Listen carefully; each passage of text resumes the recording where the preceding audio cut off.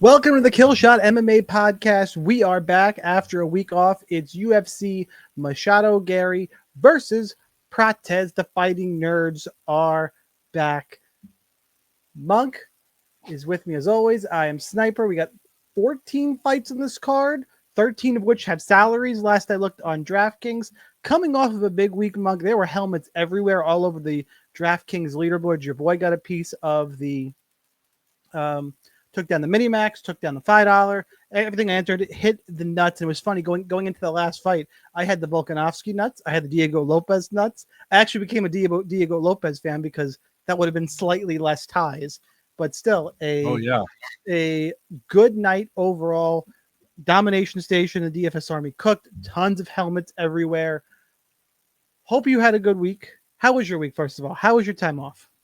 My time off was fantastic, and let me apologize again, StreamYard's being completely ridiculous, and if there's an echo, I apologize. I don't know what's happening, but I had a good week off, got to hang out with the family, got way too much sun for my Casper-like complexion, but yeah, I loved the fights last week, or 2 weeks ago. I think we hit 10 winners, 2 kill shots in a row, maybe even 3. So I'm trying to keep this rolling. Let's go. We are staying hot. We have quite the challenging card to do it with this week. So we cash on a really good card. I'm not going to lie to you until use the best card. I still like fights. I'm still going to watch them. This is the type of card that sometimes under promises, over delivers in terms of entertainment. So we'll check it out. Hopefully make some money. You want to join DFS Army, link down below. You saw the helmets everywhere. Come join the winning. More notes, Domination Station tool. Drop extra insights, Q&As in Discord. Come check it out. Link in Discord. In the description of the YouTube video to get into the Discord. So make sure you check that out. Now we'll get to the rest of the fights for free. 14 to break down. Cover in DraftKings strategy. We didn't pick that up in the beginning. I usually mention that off the top. Couple of bet spots I actually like this week. I'll mention them, but this is primarily a DraftKings focused show, but you can get some value pretty much whether you're betting, doing just DFS. Either way, share with your friends. Make sure they get the value as well. Smash the like button, and now we will get to the fights. That leaves us the same question. We've been hot, so I've got to ask this. It's never going to stop now.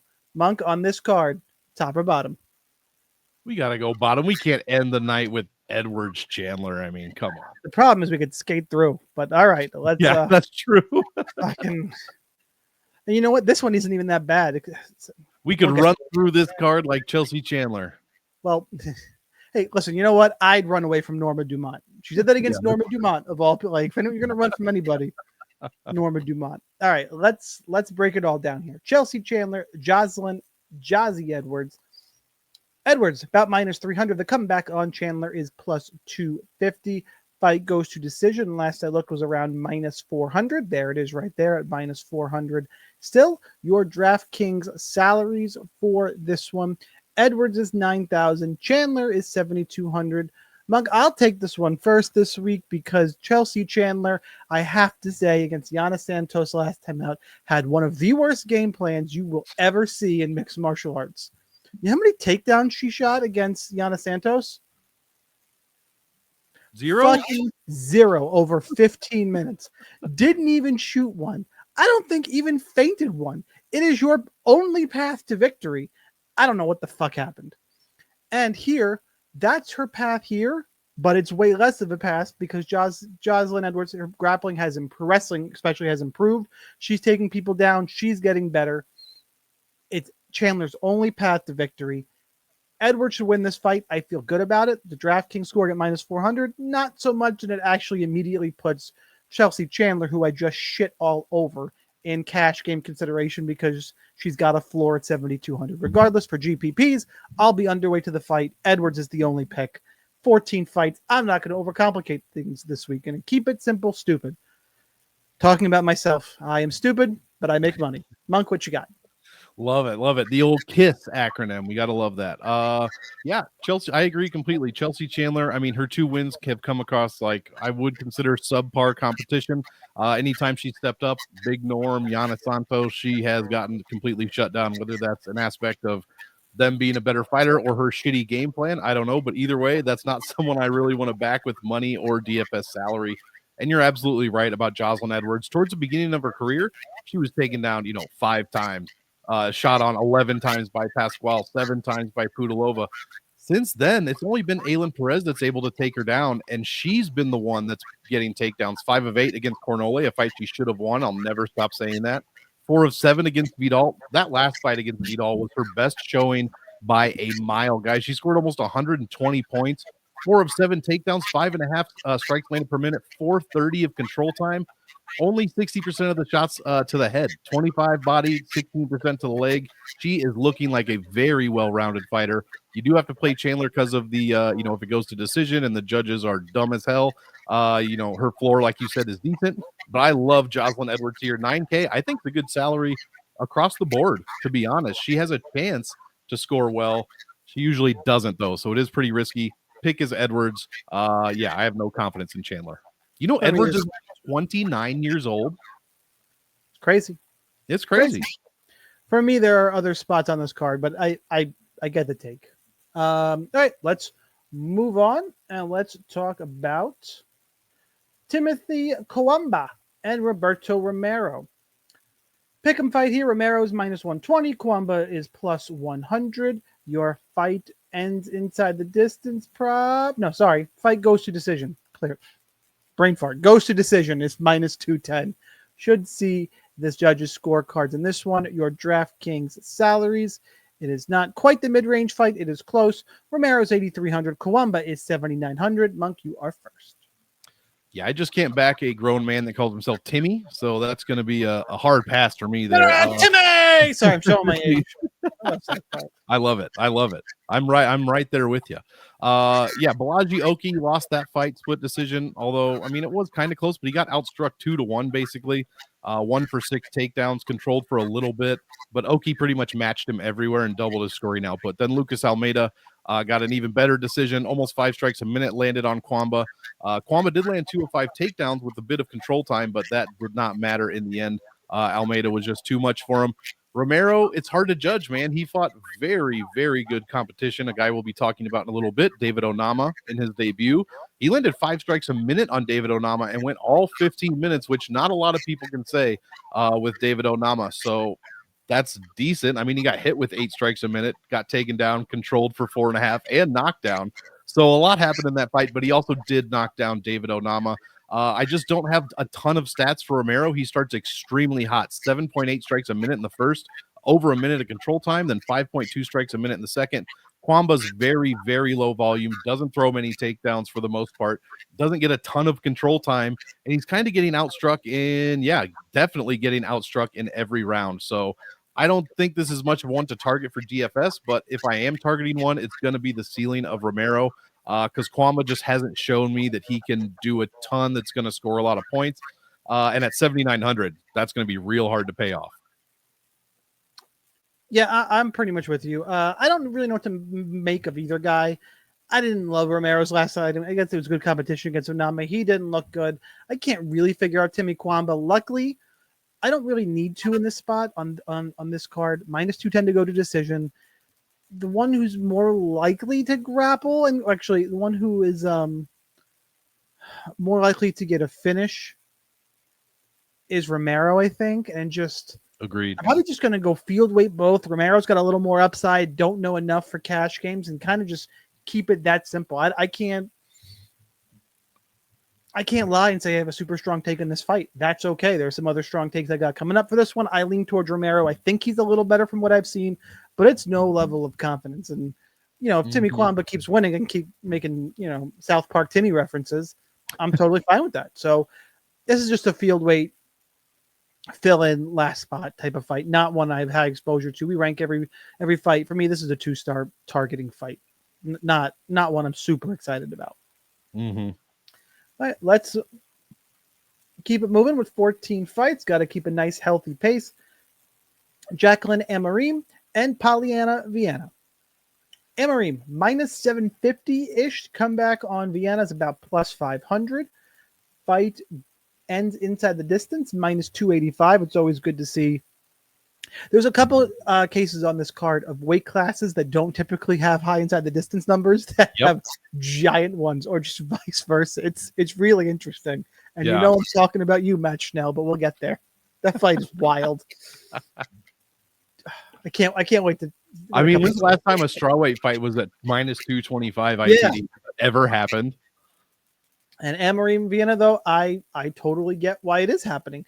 At least to DraftKings salaries of Amarim is 9,500, Vienna is 6,700. It's not even that crazy. The only reason I am not going to tell you go crazy on Amarim is the co-main event, and Jiang and Anthony Smith we have to talk to later. I kind of want some more of Jiang against Anthony Smith. Plus, they're both good plays. I'm going to be 5% or less Pollyanna Vienna. Like, she's got, I don't see how she wins here. She's usually sub or bust. I don't think she's taken down Amarim. She's in a whole world of trouble on the feet. She's going to try and pull guard, throw up an armbar. Is that her path to victory? Otherwise, I don't fucking know. -285 is a bit much because Amarim could just beat her up, and if she doesn't, plays it safe. But Amarim can get some finishes. She's shown it before. There's no reason to not take Amarim here. It's a matter of salary and upside. Make your decision. But for me, that's the obvious play for DraftKings. Monk, how about for you? Yeah, I'm going to agree completely. I mean, we saw Amarim in her debut, a very tough fight against a very tough Sam Hughes, who's gone on to look pretty good since then. But other than that, I mean, Ruiz, McKenna, and Demopoulos, not the best names, but she's done exactly what she's supposed to do. Finishes in all three fights, a KO against Ruiz, a sub in 1.5 minutes, and then 3.5 minutes against Demo. I mean, she's looked really, really good since that loss. I think it was the best thing for her. Vienna's coming off of 2 straight. Lucindo Robertson, she lost to Ricci, so she's losing to good opponents. But the skill set, the stylistic matchup here is just ridiculous. I mean, Vienna, she's been subbed twice as a professional, at twice in the UFC, actually. And I think the last one was, Robertson was supposed to sub her, and she KO'd her. Lucindo subbed her. And Veronica Hardy subbed her in 1 minute, guys. That was back in 2019 I think she was still Veronica Macedo at that point. So that was before she got cut from the UFC, and she subbed her in 1 minute. Give me Jacqueline Amarim. She's good in all formats. I'd be shocked if we didn't see a first or second round finish. Even if we didn't, she should still score well, racking up takedowns, tons of control time. I mean, just points everywhere. I don't see how Vienna's going to score on her at all, unless it's like some sort of knockdown or something like that, some fluke knockdown. Yep, I'm with you. Let's go ahead. Let's move on, and let's talk Cameron Simon. Salmon? I always forgot how to say his name. Simon. I always say Simon. There's just so many A's. Simon. I really should have looked it up, but I kind of have a good idea how he fights. I spend more time looking at his opponent, Malcolm Wellmaker. Simon is a small underdog here, -105. Come back on Wellmaker is about -115. It's basically a pick'em fight. Your fight goes to decision is -150. So expect to see the scorecards in this one. Not a huge number, though. Your DraftKings salary, 8,400 for Wellmaker. Simon is 7,800. Monk, you get this one first.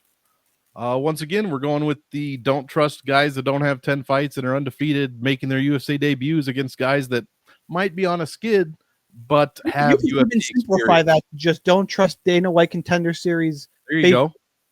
The underdogs have been like being a favorite in your UFC debut, coming off Contender Series against a guy who, I know he's gotten finished by 2 high-level guys, but or lost to 2 high-level guys. Really? Like we're gonna shit on Cameron Simon for this? Not my turn, but just Contender Series favorites of baiting them has been profitable this year. It has, with the exception of I think a week or 2 weeks ago when a couple of them came through. You're exactly right. And Simon, who's he lost to? Christian Rodriguez by decision and Peyton freaking Talbot. So some pretty high level prospects for sure. Before that, he's doing just what he's supposed to do, beating Kozlo, Mana Martinez, Terrence Mitchell, really bottom of the barrel guys in the division for the most part. In fact, I think all 3 of those guys are out of the UFC now. And Wellmaker his best fight was against Brommel. The other guys that he's fought are all either they have no fights, basically, very low records, or they all have losing records. So I'm just not sold on Wellmaker. I've seen what Cameron can do. I think I thought he looked great in his first few fights. I mean, the decision against Rodriguez, he landed almost 5 strikes a minute. He did go 0 for 5 on takedowns, but had 1.5 minutes of control time on his own. It wasn't exactly a close fight, but it could have been way worse. The Talbot fight wasn't great, but he still landed almost 6 strikes a minute. shot 3 takedowns. So he's active. He's shooting takedowns. If he's going to be able to get him on Wellmaker, I think he's going to win this fight. I just like the experience from him, and I don't trust Wellmaker. I'm really hoping. I was hoping to get Simon at a plus money, but right now he's still just minus 1. I guess Caesars has him at plus 105, but according to that screen. But yeah, I love the plus money on Simon this week, and I got to see it from Wellmaker first. Yeah, it's pretty much the same breakdown. I think Simon is being really underrated. Wellmaker a little bit overvalued. I like Simon. Got a little bit of seasoning now under him. I think a really slick striker and in some tough matchups. But I will say, so that being said, that's the fight breakdown. I'm with you. This is a one star fight for me. Like, they're just going to strike, I think. I think Simon is a little bit better. 7,800, I don't know. I'm likely underweight to both guys in GPPs. If Simon were to be like my last man in cash games, I'd be okay with it. And there's no way I'd play Wellmaker in cash. Other priorities, underweight in GPP, move on about your day. You know, sometimes, like, I said this a lot. I said it a lot a few times this episode, and I said hit the nuts last week. I need to do a video for our members in VIP. I really dialed complicated stuff back last week. Actually, I'll just kind of share real quick. We might go on a little bit of a detour. All I did last week, because I was a little bit short of time, I didn't do my usual player groupings. I pulled up the domination station. I went fight by fight, and I just said, do I want to be overweight or underweight or field weight on both of these guys? And if I said overweight, I took our ownership percentage. I made that the minimum. If I wanted to be underweight, I took the ownership percentage and made that their maximum.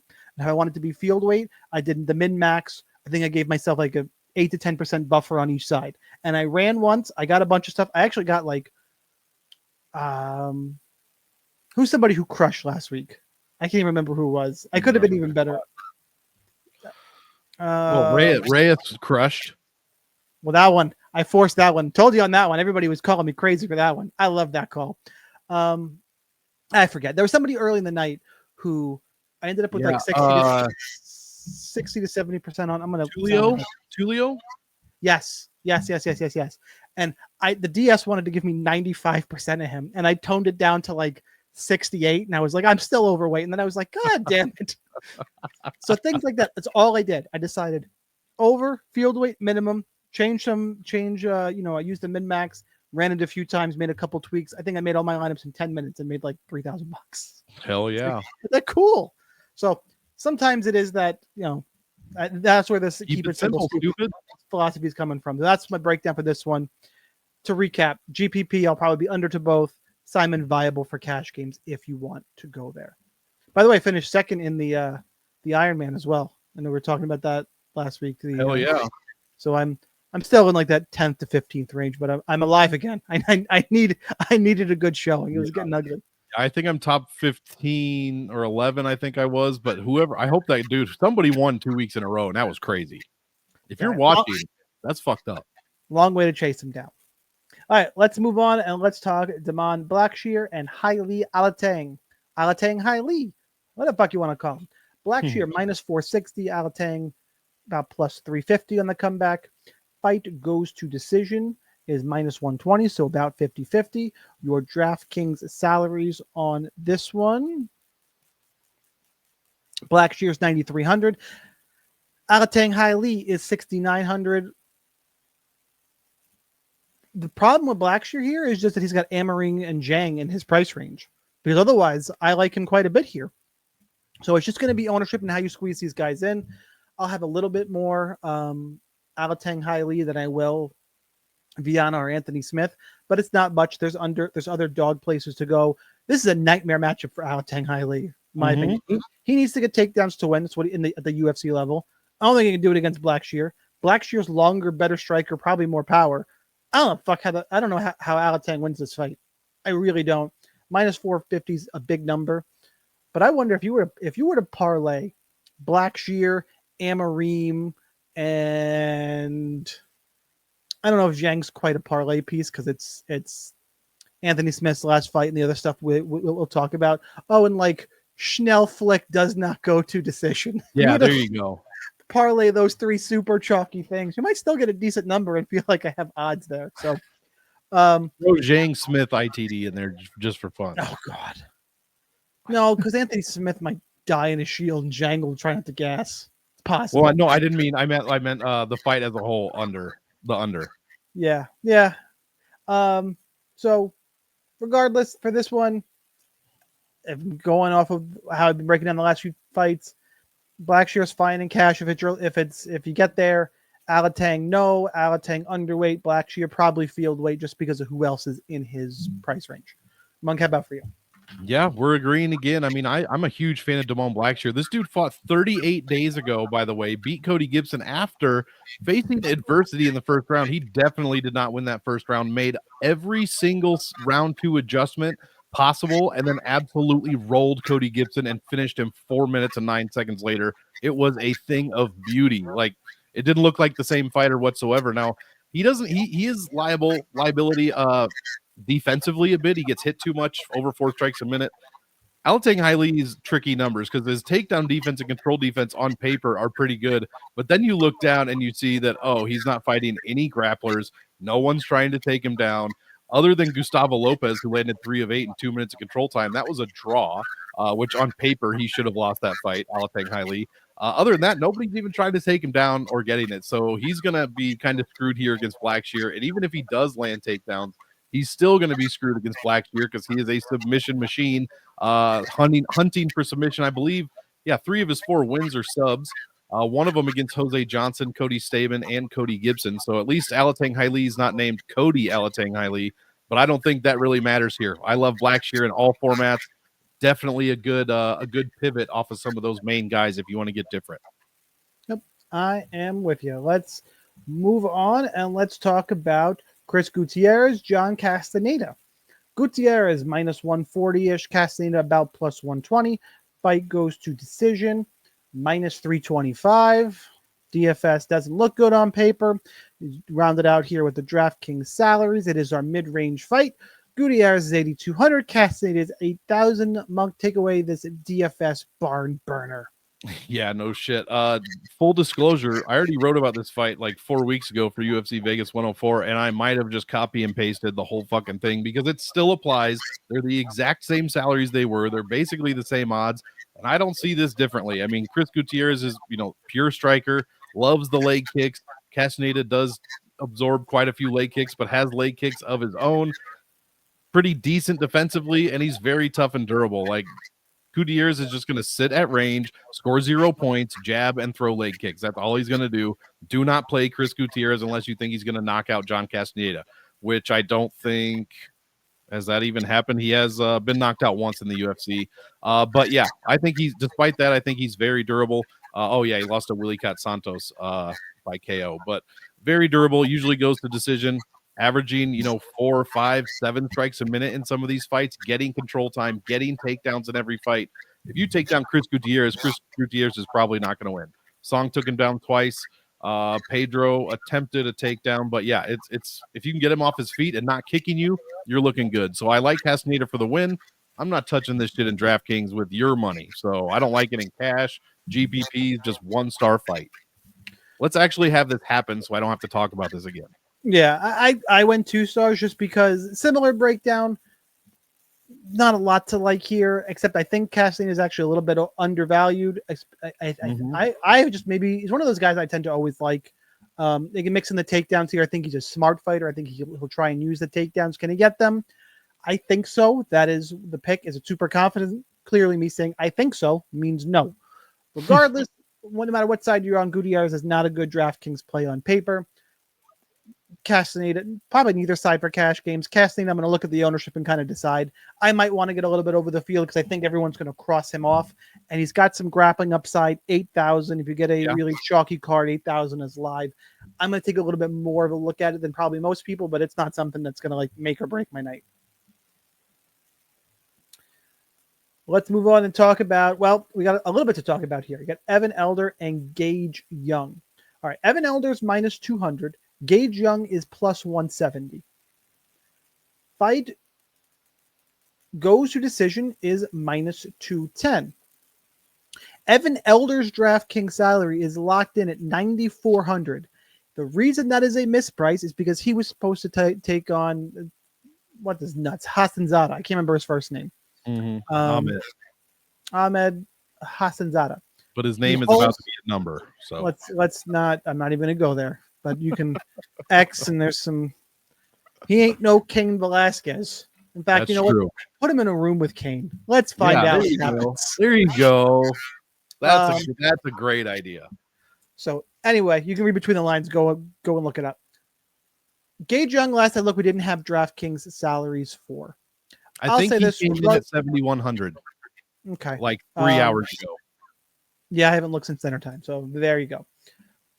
How am I going to approach it? Do I think Elder's better? Sure. I can't pay this price. He's in too much of a crowded price range at this number. Gage Young, live, short notice. Sure. I'm probably going to be field weight on Young, under on Elder. There's not a ton of dogs I like, and this is one of those sneaky spots where Evan Elder is kind of similar to a couple other people on this card in that when he faced good competition, Preston Parsons, Nazim Sadikov, losses, gets Gennaro Valdez and Darius Flowers out of there. So it's hard to really know what to make of him. In my mind, he's lost to who I would expect him to lose to, and he's beaten who I would expect him to beat. I think I may have counted him out in the Darius Flowers fight because I wasn't a believer quite yet. And the more I look, I think he's a little better than I thought. Gage Young, on the other hand, coming off of a loss on Contender Series, got taken down a bunch. I don't think Elder's going to quite do that. It's one of those I lean Elder, but I'm not going to let the short notice Gage Young beat me. It's a weird fight, and thankfully Elder's price kind of prices him out here. Monk, how about for you? It is interesting. We have Elder versus Young, and Elder is actually the Elder fighter. So there you go. Just a little Monk. And this card is we're hurting for things to talk about. If that's that's what we're talking about. Interesting tidbit, guys. The guy named Elder is older than the guy named Young. Holy shit! So good.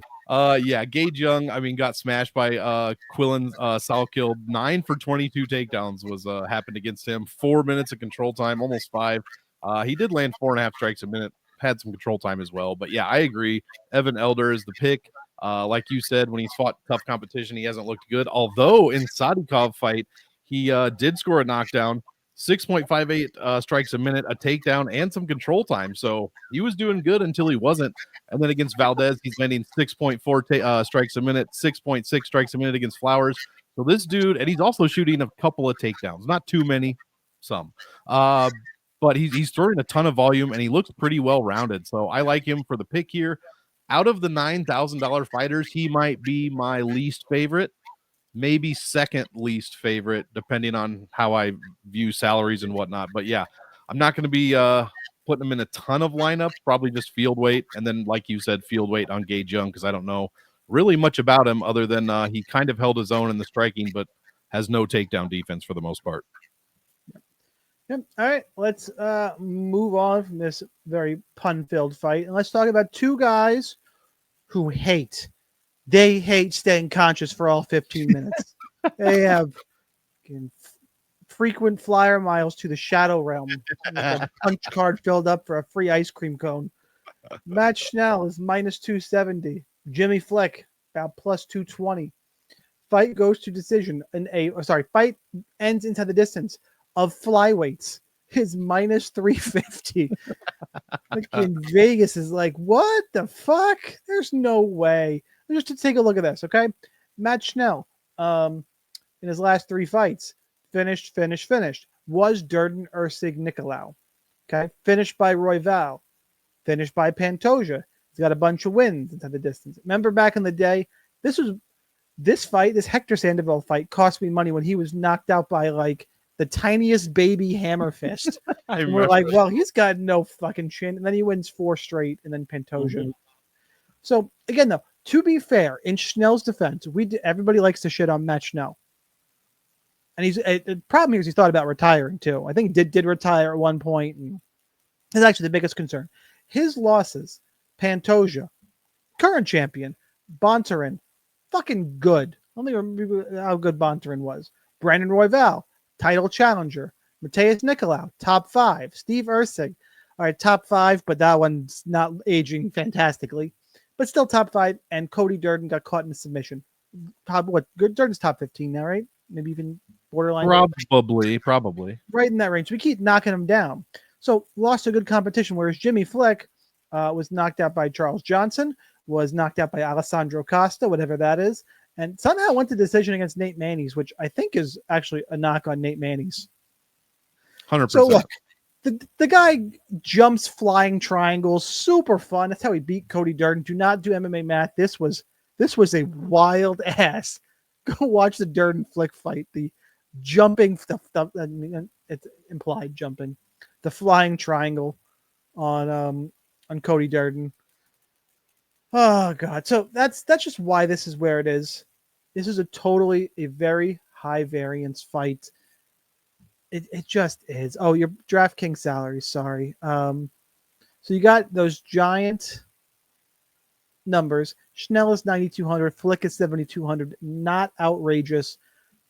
Just play this fight in GPPs. I mean, I'm going to get damn near all in on it. Maybe not. It's going to be hard because I want more Schnell. And in that price range, we already talked about Jiang and Amari. So that's why I don't know if the all in here is technically in play, because I don't know how much I could actually. I don't want 40% Jimmy Flick. That's too much Jimmy Flick for a guy who's jumping triangles in the UFC. So Jimmy Flick would even say that. It's a high exposure fight. GPP all the way. Give me Matt Schnell. He's just better, who loses to better competition than Jimmy Flick. The concern is the mindset, the retiring, the submission game. Like, Flick is dangerous for the one thing he does. Weird ass fight. Give me Schnell, all the GPP action. Monk, how about for you? Yeah, this is an insane fight. Probably close to an all-in, if not an all. I don't know if I'll be able to pull the trigger on all-in, but I'll be pretty close. Schnell's been subbed 3 times, so that is interesting. I agree with what you said. The 9,200 price tag is fucking crazy, though. Like, the highest Schnell has ever been salaried since 2021 is $7,800. His average salary is $7,314, and now he's 9,200. I mean, I guess it's worth it if you're going to get a first round finish, but if not, then you might as well rip those tickets up. Jimmy Flick, I mean, you got to play him as well. 7K, high potential value here. But I'm going to tell you, I picked Jimmy Flick to win this fight, and I did it with a smile on my face and joy in my heart, because it's going to be a shit show. Like, do I actually think I actually think Schnell is probably going to win, but man, wouldn't it be great if Flick got it done? And speaking of retirement, I'm going to watch 2 more of his fights. Well, yeah. Speaking of retirement, Flick retired as well. Oh, that's right. Retired. I didn't know about that. He retired. He retired after, like, I don't know which fight was it. The Durden fight. He retired after he beat Durden. He retired. Then came back in 2023. He is 1-3. But Costa and Johnson are decent losses. I mean, it's okay. But yeah, shit show fight. And Schnell had one of the fights of the year against Sumadarji back in 2022. I don't know, man. He has lost to good competition, but this dude has to be one of the least durable people of all time outside of that Sumadarji fight. So I'm taking a chance. Give me Jimmy Flick, but definitely get this shit in your GPPs. Do not play this fight in cash. I don't know if it was Mick Maynard, Sean Shelby, or Dana White, or them 3 sitting around a coffee table. Like, you know, it would be funny. We're meeting a boardroom. Yeah. Need a flyweight matchup here. I got an idea. Like, whoever did that, just give him a good old tip of the cap right there and move on, because it's fucking hilarious. Yeah, and then Sean Shelby goes, speaking of hilarious things, I'm going to pretend that Diego Lopez won all 5 rounds against Alex Volkanovski. That guy should be fucking fired for that take. I swear to God. That's bad. Yeah. All right. Ikram Aliskerov and Andre Muniz. Aliskerov minus 550-ish, somewhere in there. Muniz around plus 400. Fight ends inside the distance is minus 600.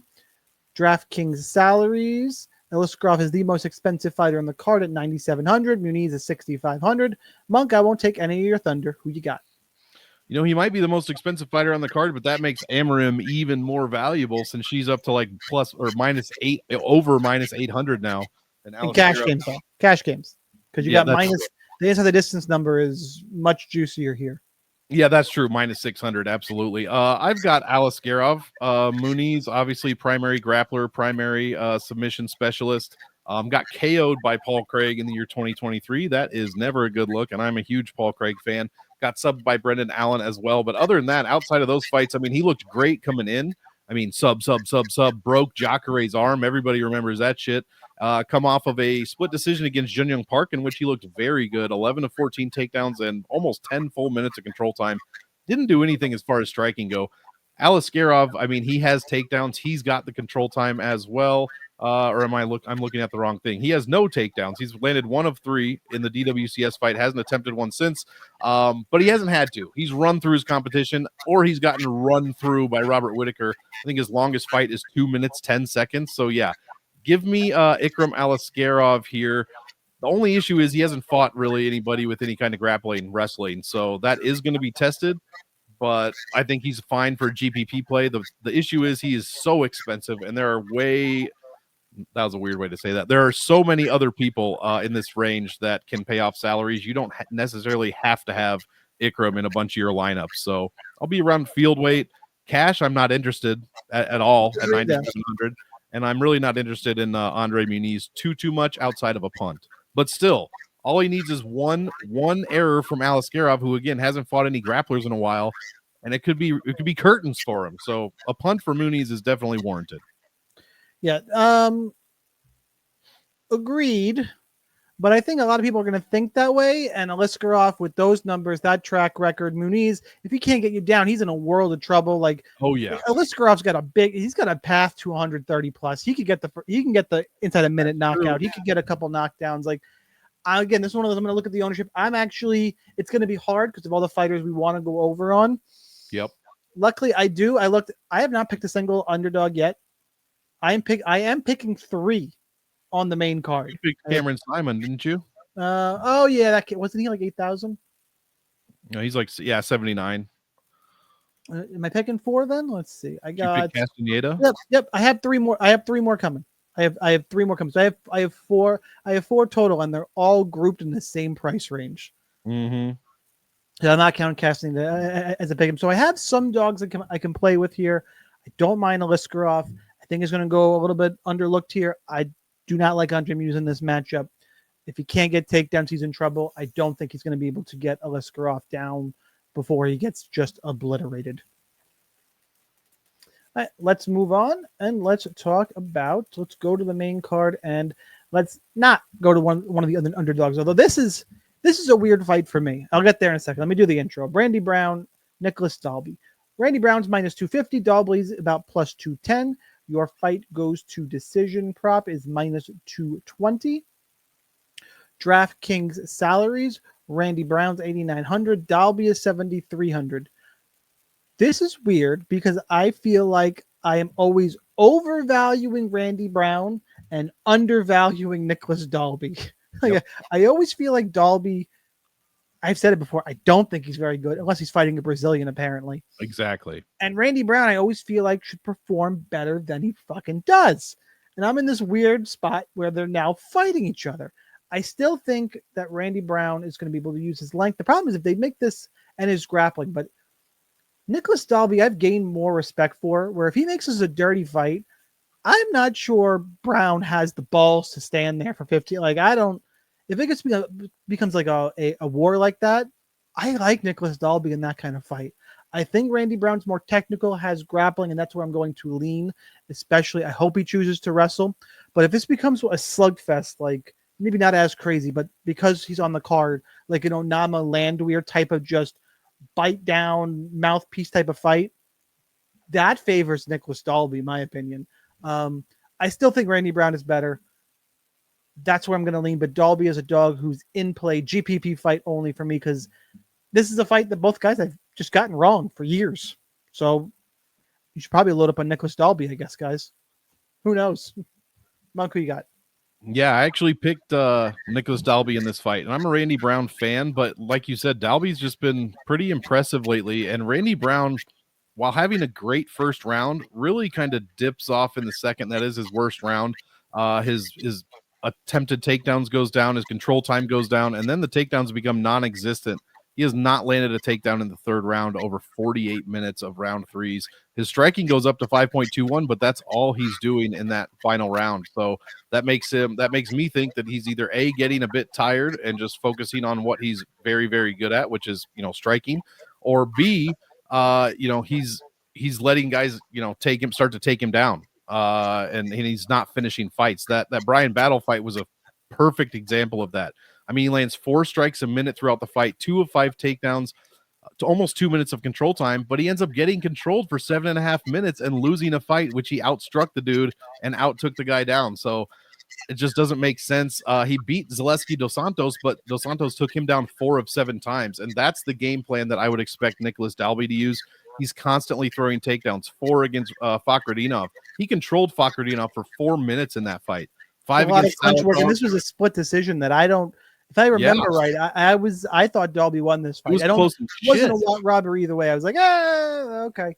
Well, if I recall, Renat won the first round pretty easily with a bunch of takedowns, and then Dalby just kind of, he's the world breathing champion, so you're gonna have to listen to him breathe for 15 minutes. That's gonna be annoying. But if this does go all 15 minutes, I think he's fine for cash. If he scores 70 to 80 points, I think it's okay. And honestly, he scores pretty well in decisions for the most part. So yeah, give me Nicholas Dalby to get the decision win over Randy Brown. But yeah, I like this fight. I like Randy Brown. I just don't know, man. And even don't let the age fool you. 40 years old, Nicholas Dalby's in probably the best shape of his life, and he's still out here doing it. So he's really tough to put away. And this price just seems way too wide to me. Yeah, God bless him. I wish I was in that shape at 40. I walked the golf course for the first time this year on Sunday, and I hadn't done it since the last fall, and I realized. Well, first I thought, I'm okay. Yesterday, I'm a little sore. Today, 2 days later, the stairs suck. I don't want to be the stairs. I didn't know I had muscles there. They hurt now. God, all you young kids watching this, fucking enjoy your youth. I know you hear it, but you'll see. All right, let's move on. Michelle, here we go. Ready? 3. I'm taking dogs in 3 of the next 4 fights. Michelle Pereira, Abus Magamov. Abus. What the fuck is an Abus? Pereira is about -140. Come back on a boost. It's +120. Fight. This one I think is ends at the distance. Yep, and -220. I was a little bit surprised in that number because I think Boost, we'll get to the breakdown in a second, is going to be able to use some takedowns here. But DraftKings salaries, Pereira is 8,600. Boost is 7,600. Monk, I think you're actually first for this one. I believe so. And when I was saying that Ikram Aliskerov I was thinking of Abbas Magomedov. Yeah, he's got the takedowns. He's landed 10 of 15 in his last 2 fights. He's lost to Kyle Bahayo, pretty fucking good, and Sean Strickland. So those 2 fights, I mean, his strength of defeat is fantastic. Michel Pereira has won basically every fight since Diego Sanchez until his last fight against Fluffy Hernandez.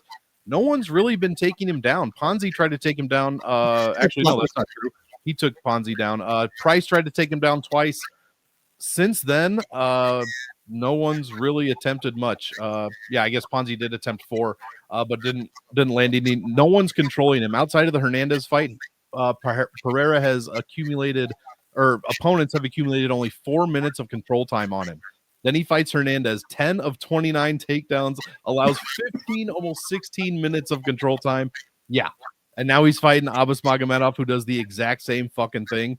Give me Magomedov as a dog. He's got some striking. It's not the best, but his accuracy is decent. But his wrestling, grappling, everything on the ground is fantastic. And when Michel Pereira fought a primary grappler, he looked like dog shit and got dog walked. So, yeah, give me Abbas Magomedov for the win. And the price here is crazy. 7,600. I absolutely love it. The only other primary grappler he's ever faced was Andre Petroski, and he knocked him out in the first round. And Petroski, I still am not a believer there, but whatever. Yeah, one minute. Conversation for a different day. That guy also got knocked out by someone's hip. So yeah, I was there for that one. That was stupid. We were all sat there. I was like, what the fuck? Yeah, what happened? What was that? Abus, on the other hand, like you said, he got 4 takedowns on Bruno Ferreira and a submission. You know, he's going to go for the takedowns. He's got the background here. I think it's a good matchup for him. Michelle Pereira is going to have to show. I like both sides of this fight for GPP though, because if Abus wins, it's grappling, it's 7,600. Not worried about the optimal. Michelle Pereira is all go. He's go, go, go, go, go, volume something. It may be ridiculous shit, but I think, unless he gets tentative, worry about the grappling. But regardless, it's a mid-range fight. We don't have a ton where I like both sides. I really do. So but I am more on the Abu side, especially on this card where, like I said, have minimal dogs. About to pick a few here, but it's not like options galore like there were last week. So give me Abus. I think the grappling is the difference here. Really solid fight to target both sides of in DraftKings. All right, let's move on and let's talk. I can't. You told me 3 years ago I was going to take Giga Chikadze in a dog spot. I mean, I am a Giga, not hater, but doubter for sure. Maybe hater. Giga Chikadze plus 140. David Oama is minus 160. Fight goes to decision is minus 170. So regardless, you're probably going to see striking here. Immediately, that really takes me down on Oama and his $8,800 price tag. Giga at 74. It's not a great fight to target overall, but because I think it's a close fight, it's a good test for Oama. I really think this fight's going to tell us a lot about Oama moving forward. I'm not quite all the way sold yet. Giga is a motherfucker of a striker. I think he'll use the kicks, use the length, be a problem just enough, especially as a dog here. Not a priority for either guy on DraftKings. I don't mind Giga in cash because it's a goes to decision fight where I think the dog wins. So he's up there on my cash rankings for sure. But GPPs, I'll be underweight to Oama, probably field to maybe over on Giga. Even though I like him, he's not like a high priority dog, but he'll be low owned. So, Chikadze for me, and just a let's see what Oama really is about type of matchup here. How about for you, Monk? Yeah, I mean, we're agreeing on a lot of stuff this week, guys. So we're either going to be very right, or we're all going to be laughed out of the Discord on Saturday. So hopefully it's the former. I agree. I picked Giga Chikadze to win a very not well scoring decision. David Oama, very good striker, very high volume striker, I should say, 5.6 strikes a minute, but he eats 5 strikes a minute himself. He has terrible defense all around. Like his clinch striking defense, I have rated at 59, and that's his best number out of everything. Giga Chikadze, decent striker, not nowhere near the volume, under 4 strikes a minute, but his defense is like twice as good as David Oama statistically, like literally twice as good. I think the 165 is our odds here, plus or minus 165 for Oama, plus 145, and the salaries are this wide. Seems absolutely insane. So Onama's beaten Santos, Pierce, and Romero in his last 3. Chikadze lost to Arnold Allen, who I think is very, very good. Beat Gutierrez, lost to Calvin Kattar, Barbosa, Swanson, Simmons, Morales. So the names aren't great, and he's been looking less and less good as time goes on. So I think, though, in this one, he's going to be able to limit David Onama's scoring, and I think if it goes to decision, Oama is not going to score well whatsoever. He usually needs a finish or something to score over 100 points, and Giga Chikadze, do not bank on him with some ceiling type of victory here. I mean, he's 12th percentile in DraftKings scoring. He averages 62 points per win. Good God, that's terrible. But at 7,400 or whatever he is, I think he's viable in all formats for a decision win. All right, let's go to the co-main event of the evening. Anthony Smith, Ming Yang Zhang. Jiang, the favorite, minus 550. The comeback on Smith is plus 400. Fight ends at the distance, minus 500. Under 1.5 rounds is minus 200. DraftKings salaries, Jiang, second most expensive fighter on the card at 9,600. Anthony Smith is 6,600. Monk, you are first. And why are they fucking trying to kill Anthony Smith? Why? I know. Why do they want him dead? So I did this. I was wiping a tear away from my guy, Anthony Smith. I don't know why they want him dead.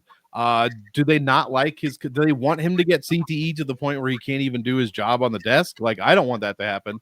I like Anthony Smith. He's from my hometown. I mean, he's been a great fighter for years, just could never quite get to where, I mean, he could have been the champion at light heavyweight.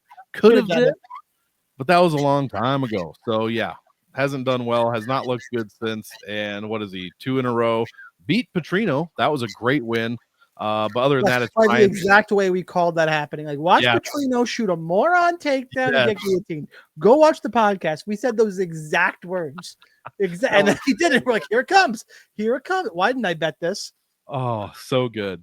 So good. But yeah, they're putting him up against someone I thought was probably just, someone I didn't need to care about when he was fighting Brenson Hibeto. But he's beaten Tuco Tucos in his road to the UFC fight by knockout in 4 minutes. He beat Hibero by knockout in 2 minutes, and he beat Ozzy Diaz, who just beat Jordan Santos. Looked pretty good in the second and third round, or maybe Santos just looked terrible. But he beat that dude in 2 minutes, 25 seconds. So, I mean, Anthony Smith, what can I say, man? He's Lionheart, but that chin is fading. He's just not looked good. He doesn't look like he wants to be in there. I hope he gets to do whatever he wants after this, whether it's staying on the desk or whatever. But man, this better be your last fight.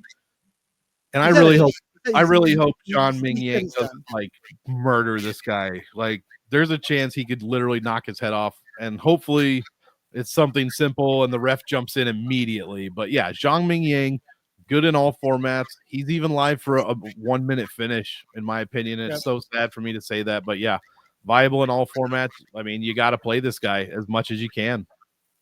Pretty much same. Not going to overcomplicate it. I'll mix in a little tiny bit of Smith just in case. How much Smith are you comfortable with? 10%. Yeah, that's about as high as I would go. So, Jiang, cash games, GPPs, great fight, big numbers.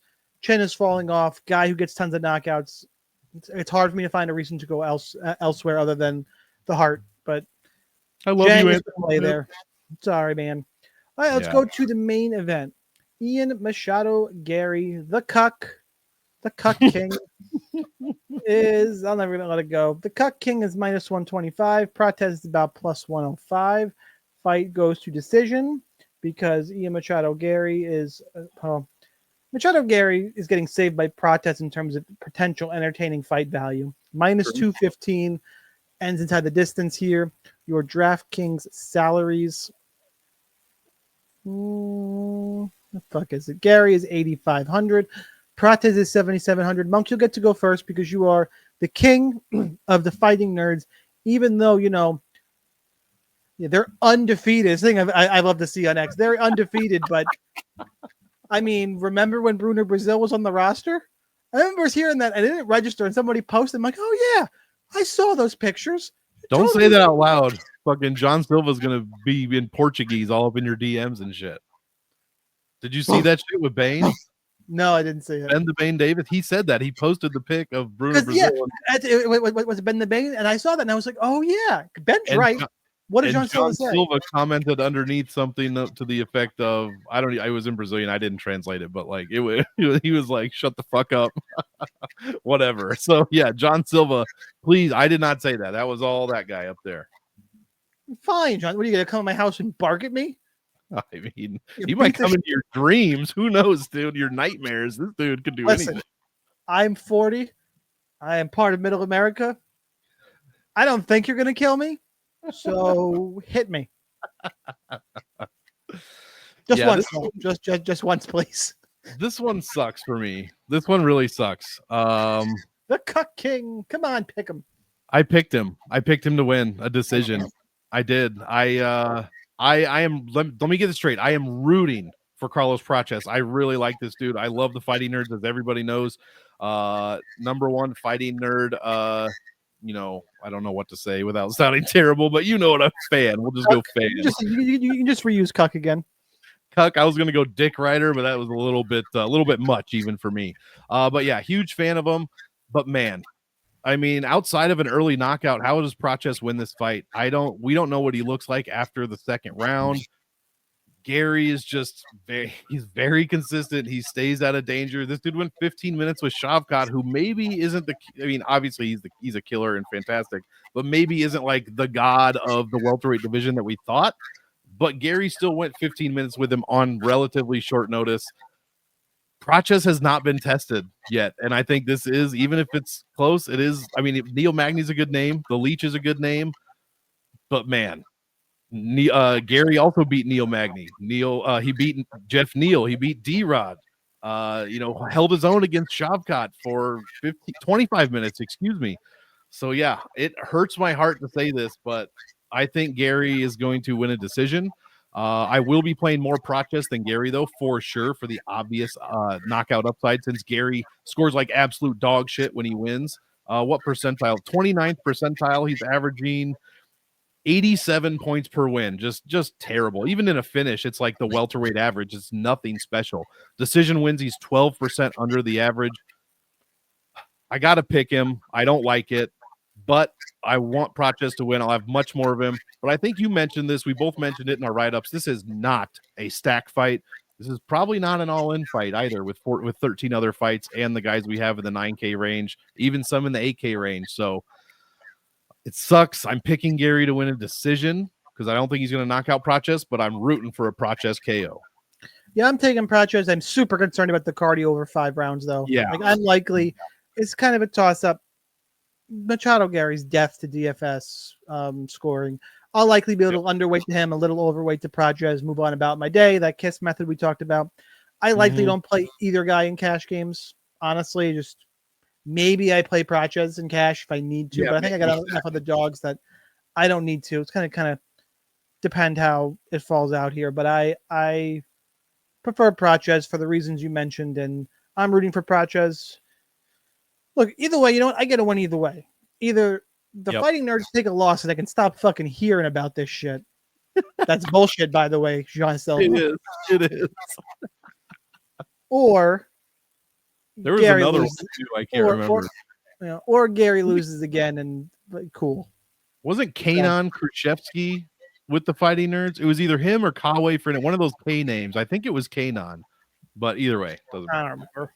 So that's we got all 14 fights broken down. Don't go anywhere yet, though. We got to give out a kill shot as the under-owned play that can help you win a GPP. Last week, I was screaming from the rooftops, please play Dominic Reyes. Somebody explained to me why this number is where it is. I cashed a nice bet. He was in tons of my lineups.